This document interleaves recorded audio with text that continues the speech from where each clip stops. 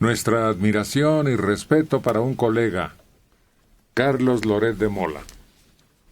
Incluso se acaba de anotar un éxito dando a conocer el sonido de la fuga del siglo, cuando todos creíamos que pues no más existía el video sin audio. ¿Y dónde lo recibe él?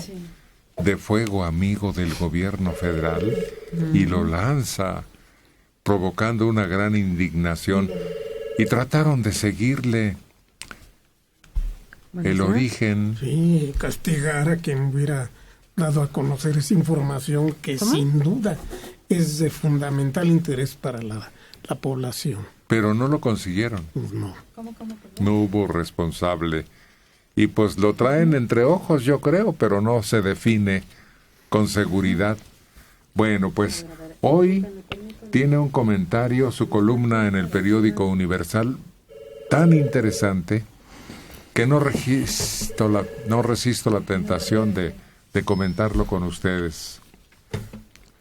Dice Carlos Loret de Mola: Tanuato, la pesadilla le crece al gobierno.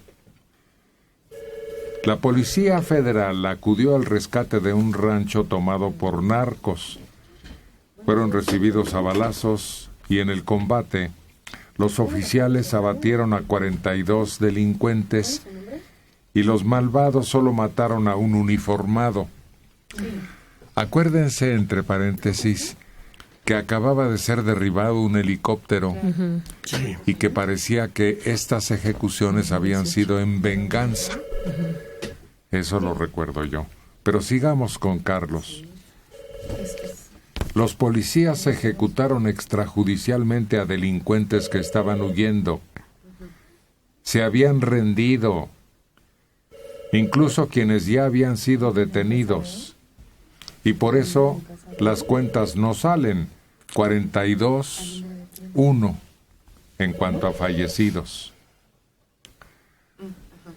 Hay varias indagatorias hechas por organismos de derechos humanos.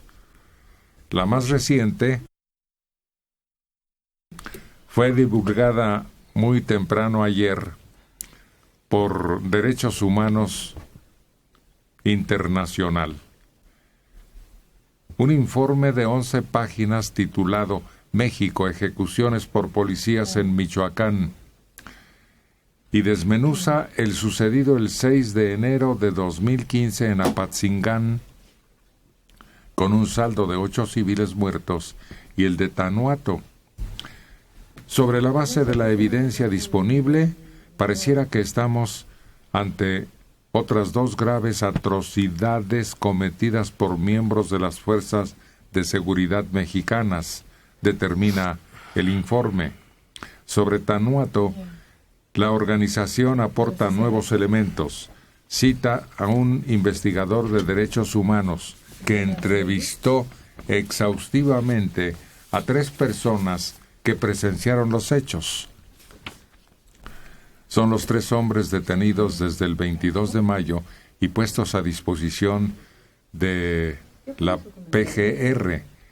Estos testigos dijeron que, si bien algunos civiles participaron inicialmente en el enfrentamiento armado con policías frente a la vivienda, muchos de ellos dejaron caer sus armas y no respondieron con disparos, y los policías les dispararon a la espalda cuando por lo menos 5 intentaban huir. Los 3 testigos coincidieron en que, una vez que habían mermado la balacera inicial, los policías federales llevaron a 7 personas dentro de la hacienda principal y mataron a 4 de ellas. Una fue puesta contra la pared y luego le dispararon, y otra recibió disparos en la escalera. Una fue alcanzada por disparos en la espalda mientras trataba de escapar, y otra fue quemada dentro de una bodega ubicada a un costado de la vivienda. Esto está que quema, que arde, que denuncia y que de seguir adelante en estos términos haría quedar muy mal a nuestras fuerzas de seguridad. Es otra vez la encrucijada porque el tema ya había estado muy tratado en los últimos meses, muy tratado. Y de hecho ya incluso el gobierno había dicho que realmente no había elementos. Nuevamente se utiliza otro informe de otra comisión, en este caso internacional de derechos humanos, que abona la versión en contra del gobierno que teníamos de otros momentos. Pero verdaderamente se le vuelve a encender el fuego al gobierno en este sentido, porque parecía que ya la había librado con lo que había declarado de que finalmente no había elementos suficientes para poder determinar si había habido ejecuciones extrajudiciales. Lo malo que sobrevive en Apatzingán y Tlatlaya y lo de Iguala. Bueno, están esperando que las fuerzas federales mexicanas se comporten conforme a los acuerdos de la guerra internacional con un adversario que jamás se apega a esos lineamientos.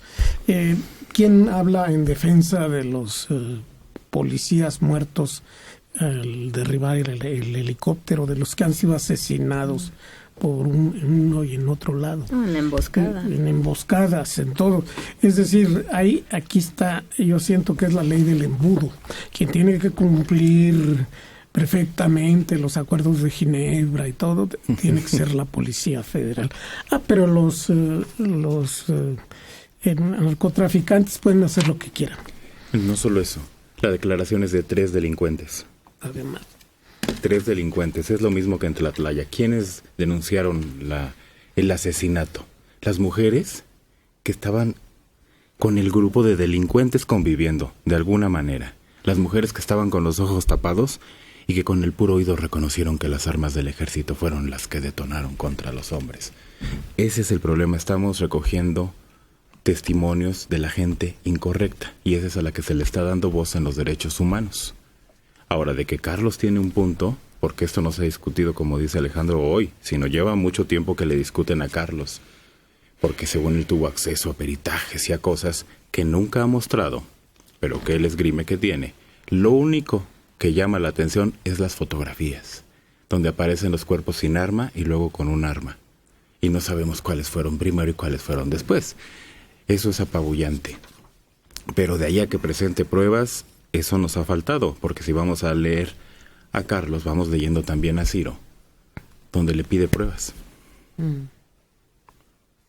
Sí, yo creo que aquí lo importante también es las fuerzas de seguridad mexicanas están con el papel del cuetero. O sea, si les salen bien las cosas, chiflan los cohetes. Y si no, le chifla a la gente. Pero yo creo que el asunto fundamental es que independientemente de que si es una guerra, sí tenemos que aspirar a que nuestras fuerzas de seguridad cumplan con la ley. Es decir, no podemos caer en el ojo por ojo, diente por diente, porque si no entonces estamos abdicando o rechazando el propio Estado de Derecho, que es lo que tratamos de construir hoy en día en este marco de la democracia y de las instituciones. Ahora, independientemente de eso, claro, nuevamente vemos aquí una especie de cacería de brujas donde hay indicios de que quizá hubo ejecuciones extrajudiciales, pero tampoco no hay nada concluyente. Lo que hemos visto con Carlos Loret de Mola son filtraciones. El informe que decías, Manelik, efectivamente, él dice que lo vio y que se lo presentaron y que donde venía muy clarito todo, pero no lo hemos visto públicamente. Si lo están escondiendo las autoridades, pues entonces a ver cómo, que lo filtren otra vez de otro modo para que lo conozcamos. Pero hasta el momento, nuevamente se mueve todo en suposiciones y en ningún tipo de prueba contundente o concluyente como para decir que sí fueron. Apunta a que pudo haber sido ejecuciones extrajudiciales, sí. ¿Era el crimen organizado? Sí, también. Pero nuevamente no tenemos las pruebas, como siempre, en esta nebulosa que es la aplicación de la justicia y de la ley en México. Fíjate que la confianza del pueblo entero de México cayó cuando lo de la francesa Escucha por y su sus radio, disque gracias. cómplices. Buen día. Cuando se demostró que todo había sido un montaje teatral.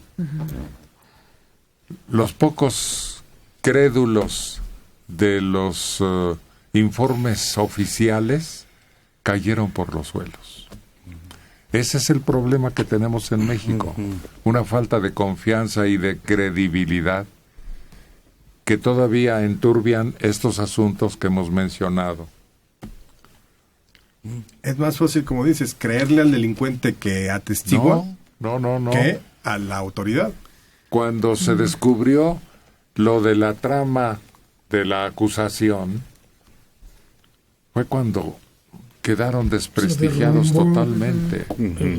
Ni justicia, ni eficacia, nada. Se les cayó el teatrito. Perdemos todos. Y lo curioso es que los disque cómplices siguen detenidos y según otras investigaciones recientes, nunca hubo tales secuestros. Todo fue un montaje. Ese es el problema. No gozan de credibilidad los medios oficiales.